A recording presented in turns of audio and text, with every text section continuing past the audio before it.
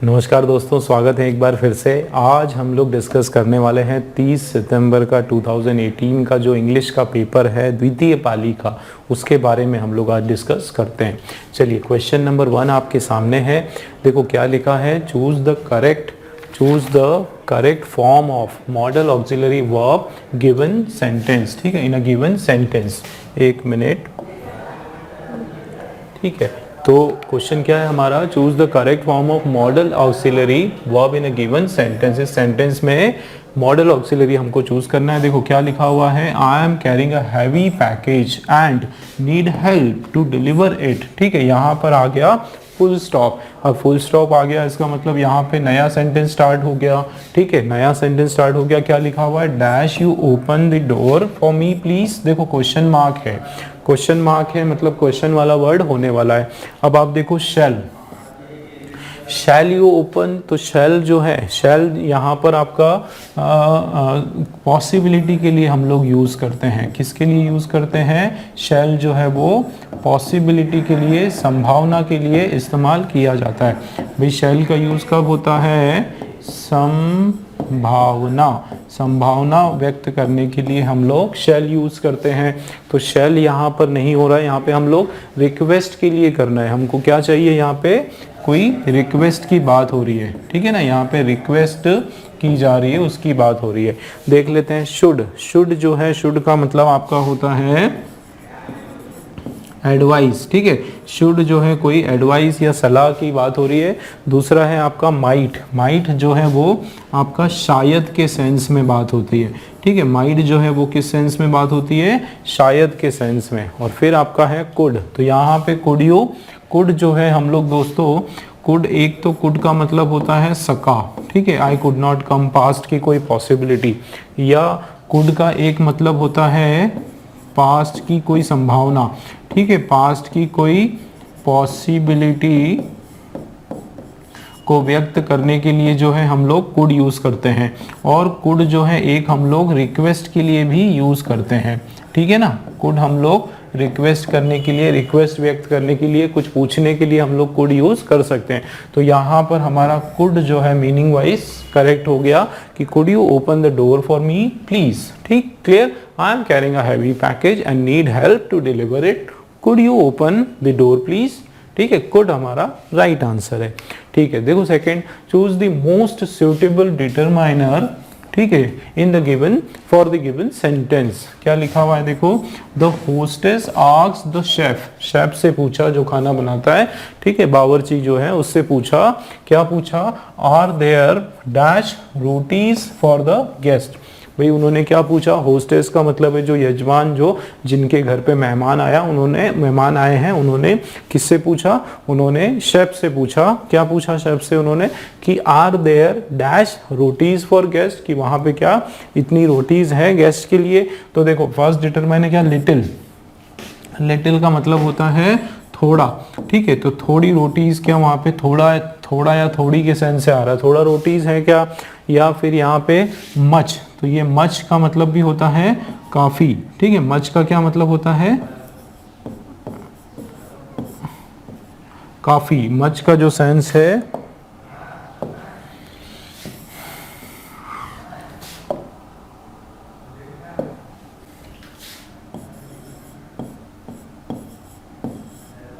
Much का जो है काफी से आया। लेकिन दोस्तों एक चीज याद रखो, ये दोनों ही आपके जो है हम लोग किसके लिए यूज करते हैं, अनकाउंटेबल के लिए यूज कर सकते हैं। जिसको हम लोग काउंट नहीं करते हैं उसके लिए हम यूज करते हैं। ठीक है, किसके लिए यूज करते हैं, अनकाउंटेबल के लिए यूज करते हैं।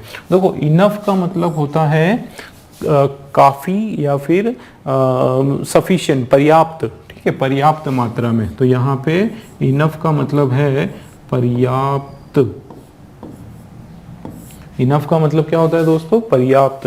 ठीक है, तो the hostess asked the chef are there, क्या होगा, enough rotis for the guest. तो पर्याप्त, इनफ वर्ड आपका सही है। फ्यू मतलब कुछ, तो यहाँ पे कुछ का मीनिंग तो यहाँ पे कुछ आ नहीं रहा है। ठीक है, तो मतलब बी वाला हमारा राइट है ना, इनफ रोटीज हमारा राइट आंसर हो जाएगा। चलिए देख लेते हैं नेक्स्ट क्वेश्चन। ये देखो क्या है, choose the option that correctly sequence the following sentence. Sequence बताना है हमको, ठीक है। सीक्वेंस का मैंने आपको बताया, आपको क्या ढूंढना है, सबसे पहले आपको फाइंड आउट करना है सब्जेक्ट, ठीक है, विषय सब्जेक्ट कर्ता आपको ढूंढना है। देखो पहला क्या लिखा हुआ है, skillful workers build cities around these temples, ठीक है, ध्यान देना। स्किलफुल वर्कर, यहाँ पे क्या बात हो रही, स्किलफुल वर्कर, ये आपका सब्जेक्ट हो सकता है, ठीक है।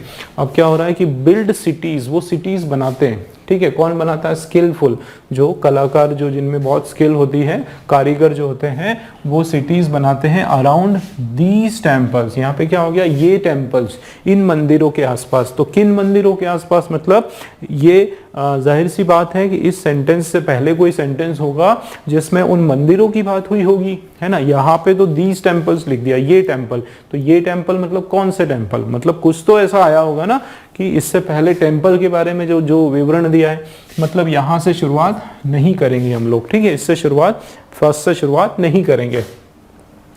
चलिए आगे देखो, द मायंस, ये देखो क्या लिखा है, द मायन, मायन टाइम के जो एम्पायर, जो एम्परर्स थे, जो राजा महाराजा जो थे, वो माया डायनेस्टी के जो थे वो कहलाते थे। देखो द मायंस बिलीव्ड, है ना, believed in many god. Mayans लोग जो है, जैसे आर्यंस हुए हैं वैसे ही मायंस है, ठीक है। वो क्या करते हैं, जैसे गुप्ता वगैरह हुए हैं, ठीक है, मौर्य हुए हैं, वैसे ही माया उसके लोग थे, ठीक है। तो माया साम्राज्य के लोग थे, उनको मायंस कहा जाता है। तो देखो वो बिलीव्ड इन मैनी गॉड, वो बहुत सारे भगवान ईश्वर में विश्वास रखते थे। देखो दोस्तों ये भी आपका सब्जेक्ट है, ठीक है, ये भी आपका सब्जेक्ट है। और यहाँ पे ऐसा कुछ भी वर्ड नहीं आ रहा जिससे पता चल रहा है कि इससे पहले कोई शुरू होगा। देखो Mayans believed in many God, मायन जो लोग हैं वो बहुत सारे ईश्वर में विश्वास रखते थे, मतलब इससे हमारा शुरुआत हो सकता है, ठीक है।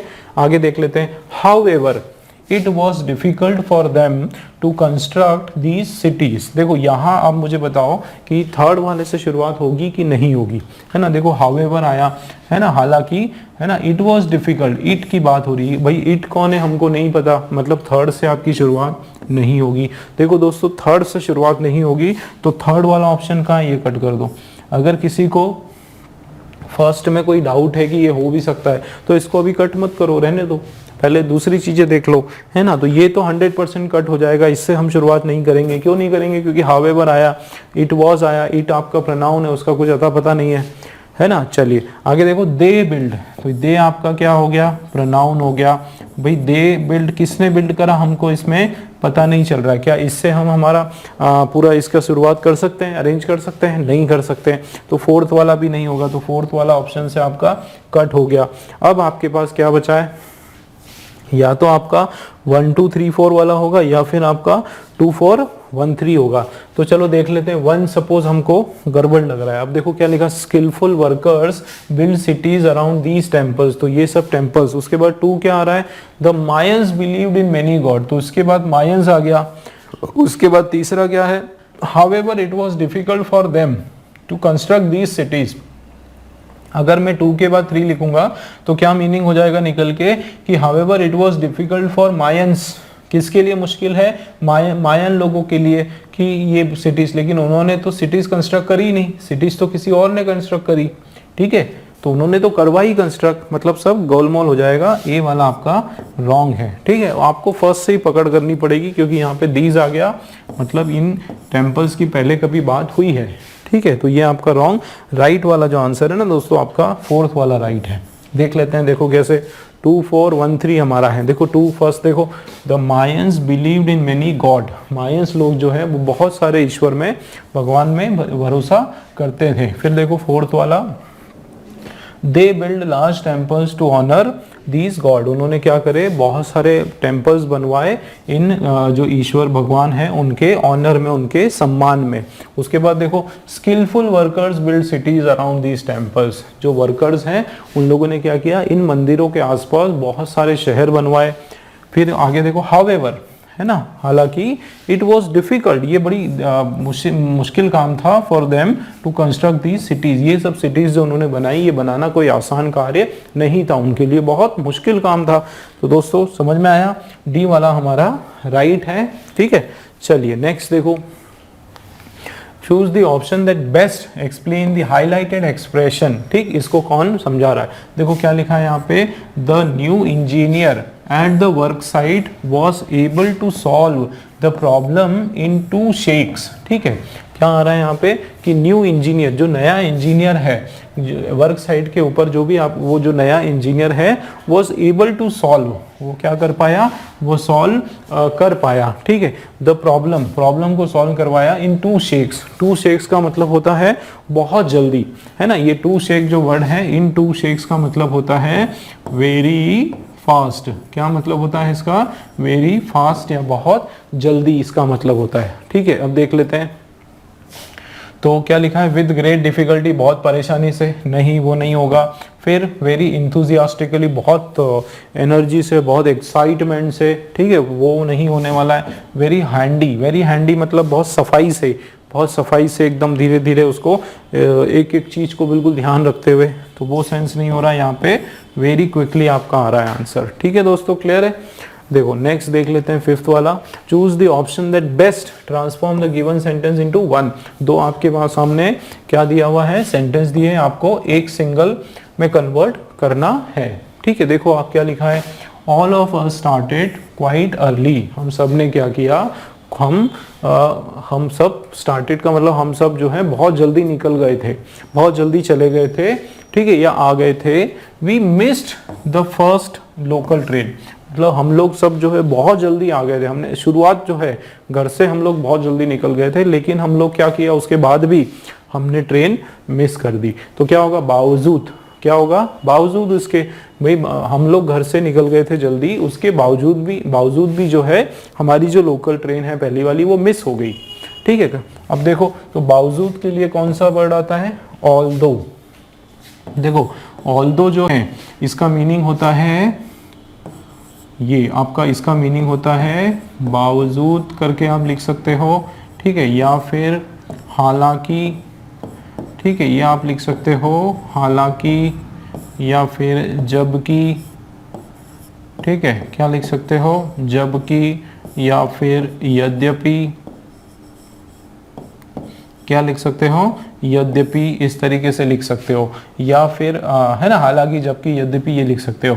इसका दोस्तों एक चीज याद रखो कि ऑल्दो कभी भी लिखा, इनका एक कॉम्बिनेशन है, ऑल्दो THOUGH, ऑल्दो आपने लिखा, उसके बाद जो सेकेंड पार्ट है वहां पे आप कॉमा लगाओगे। क्या लगाओगे, कॉमा लगाओगे, तो ये उसका कॉम्बिनेशन होता है।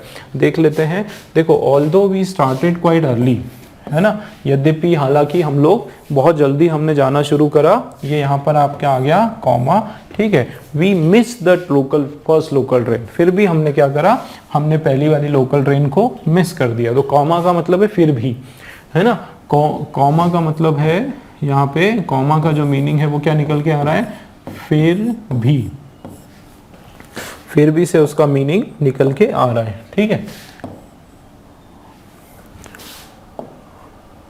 चलिए, तो इसके बाद भी हमने क्या करा कि वो मिस कर दी लोकल ट्रेन। दूसरा वाला देखो कि though we started quite early but we missed, 1 minute, देखो क्या आ रहा है इसमें, 1 मिनट,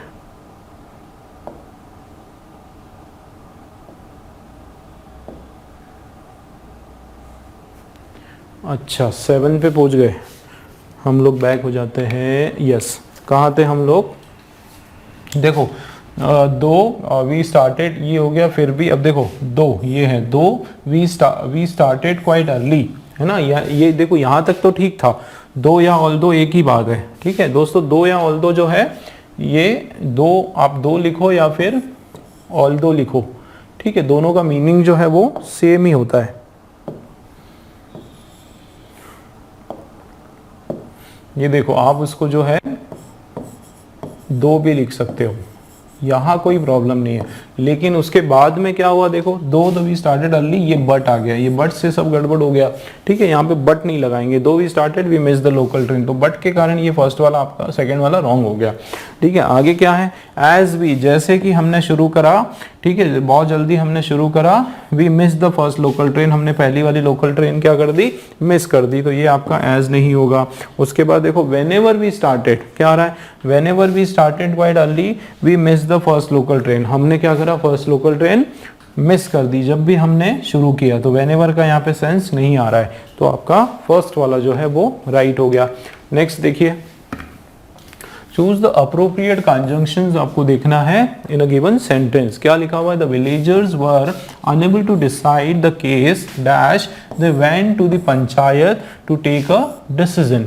क्या मेरी निकल के आ रहा है कि जो गांव के जो लोग हैं वो unable to decide the case, वो केस जो है उसको डिसाइड नहीं कर पा रहे थे, उस पर कोई फैसला नहीं कर पा रहे थे, तो उन्होंने क्या करा, फिर क्या करा उन्होंने, दे वेंट टू द सो ही आएगा इसलिए, या तो, है ना, तो इस कारण से, है ना, कोई कारण हो रहा है, कोई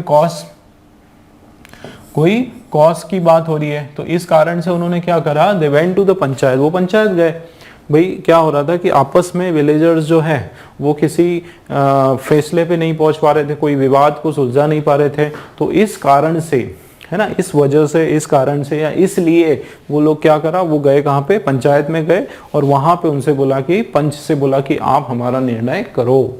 ठीक, तो किसका, तो देखो क्या क्या आना चाहिए बताओ, the villagers were unable to decide the case, then, फिर वो वहां गए, तो फिर कि यहाँ पे सेंस नहीं आ रहा, सो दैट, इसलिए की भी आ गया, फैसला भी हो गया, ऐसा नहीं है ना, सो दैट, बट, लेकिन का सेंस भी नहीं आ रहा है, तो ये नहीं होगा, आपका सो आंसर आ गया, है ना, तो इसलिए, है ना, इसलिए का कारण इसमें समझ में आ रहा है। क्या करा, इसलिए उन्होंने क्या करा, वो पंचायत गए टू टेक द डिसीजन। चलिए क्लियर है। देखो नेक्स्ट देखो, choose the word that is opposite. Opposite हमको देखना है, ठीक है, meaning in the highlighted word given below. देखो वी लिस्टेड, किसका अपोजिट देखना है, as he began to exaggerate. ठीक है, एग्जाजरेट जो वर्ड है इसका हमको चाहिए अपोजिट। ठीक है, अब दोस्तों एग्जाजरेट का मतलब होता है बहुत किसी चीज को बहुत बड़ा चढ़ाकर बोलना, बहुत ही किसी चीज को एकदम बढ़ा चढ़ाकर, है ना, बड़ा चढ़ाकर बोलना,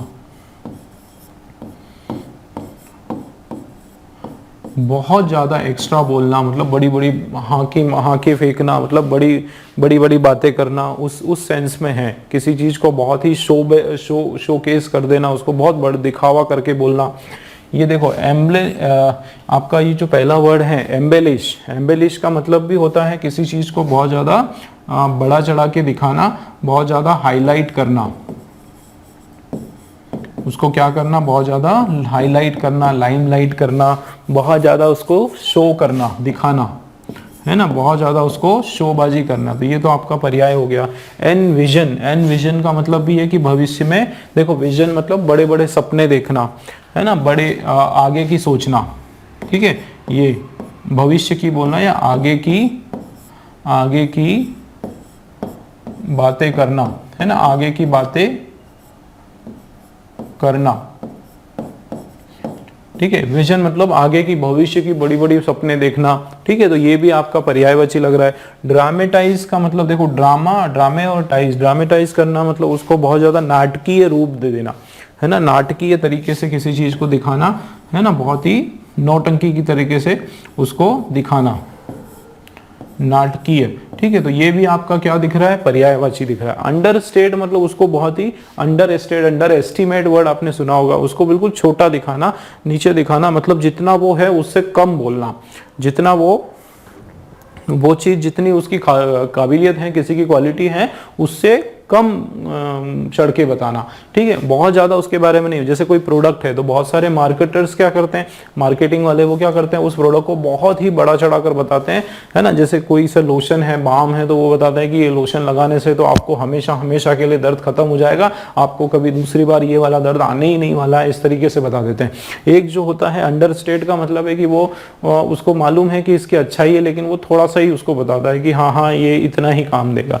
तो ये इसका क्या हो गया, एग्जैजरेट का अपोजिट हो गया। ठीक है दोस्तों, डी वाला हमारा आपका राइट आंसर हो गया। चलिए नेक्स्ट देखो, चूज द अप्रोप्रिएट प्रीपोजिशन अपने को इसमें से देखना है। ठीक है, देखो क्या लिखा हुआ है, many people begin their 30s, ठीक है, डैश दैट कंप्लीट कंट्रोल इन या डैश देयर लाइफ्स, ठीक है। तो मेनी पीपल, बहुत से जो लोग हैं, ठीक है, begin their 30s, begin their 30s मतलब जो 30 साल की उनकी जो उम्र है, 30 के बाद जो उनकी उम्र जो होती है वो कैसे शुरू करते हैं, dash complete control dash their lifes, है ना। तो इसमें अपने को प्रीपोजिशन लगाना है। तो many people begin their 30s against, तो अगेंस्ट के का मतलब होता है के विरुद्ध, के विरुद्ध या के खिलाफ, है ना, विरुद्ध या फिर आपका के खिलाफ, इस सेंस में यहाँ पे बात हो रही। तो खिलाफ वाली तो कोई यहाँ पे बात है नहीं, है ना। खिलाफ यह आपका हो जाएगा कि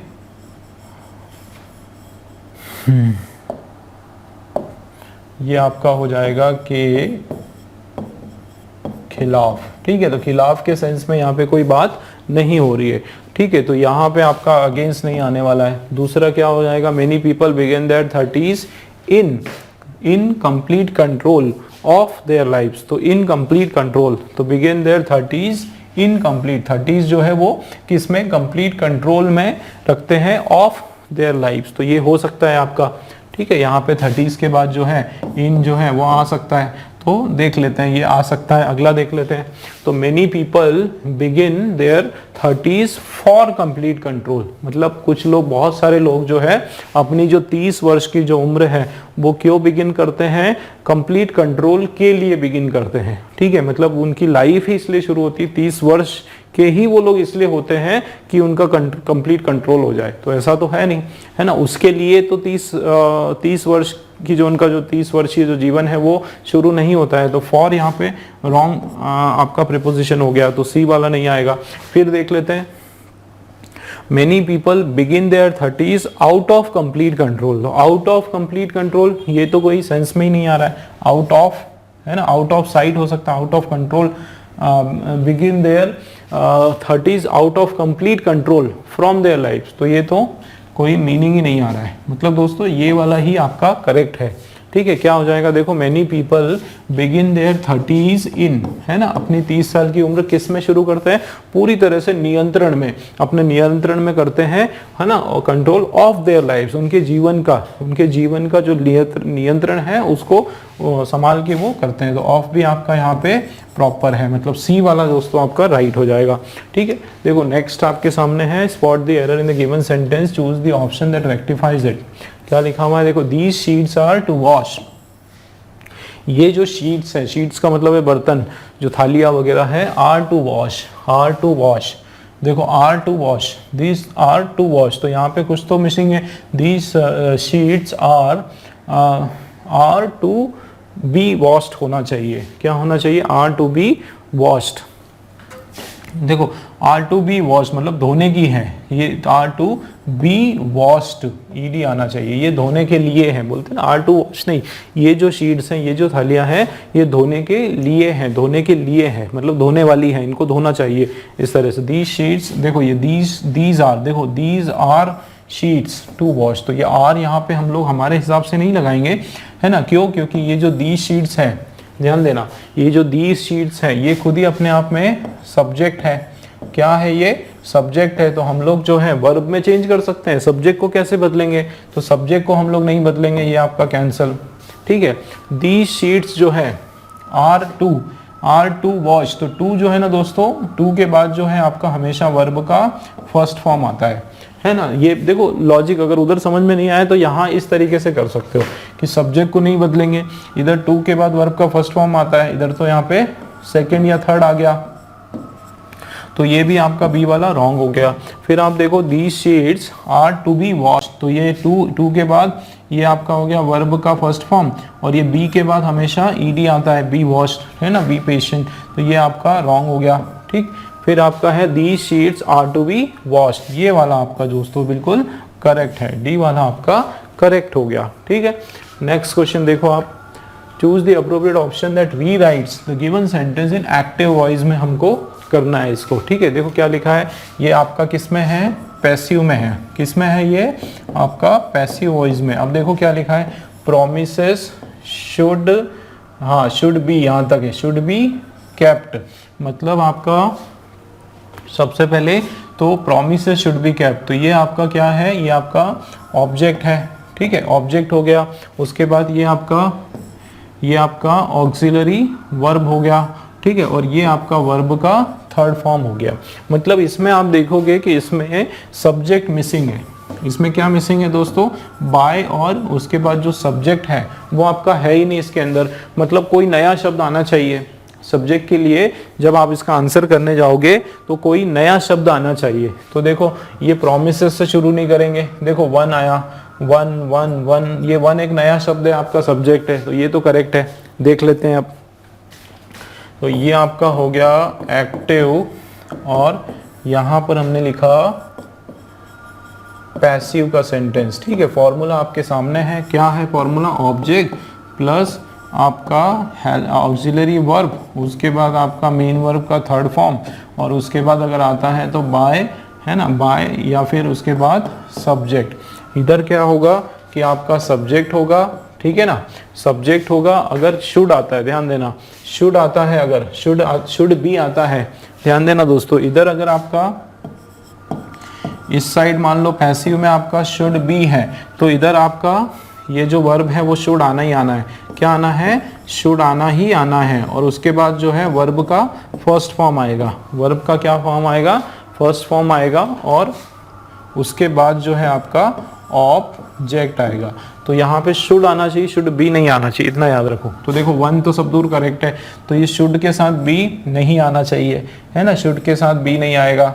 ये यहाँ तो इज आया ही नहीं, शुड ही नहीं आया आपका, तो ये भी आपका रॉन्ग। यहाँ पे वन और उसके बाद शुड आया, ठीक है, उसके बाद वर्ब का फर्स्ट फॉर्म आया, उसके बाद आपका ऑब्जेक्ट आया, तो ये आपका करेक्ट है। इधर तो वन, ये देखो दूसरा कोई सा इज आ गया, ये वर्ब का थर्ड फॉर्म आ गया, है ना, तो ये तो रॉन्ग हो गया, ठीक है दोस्तों। तो ये कौन सा सूट कर रहा है आपका, ये देखो वन वन, उसके बाद शुड, शुड के बाद वर्ब का फर्स्ट फॉर्म कीप, और उसके बाद आपका ऑब्जेक्ट प्रोमिसेस। तो सी वाला हमारा करेक्ट है।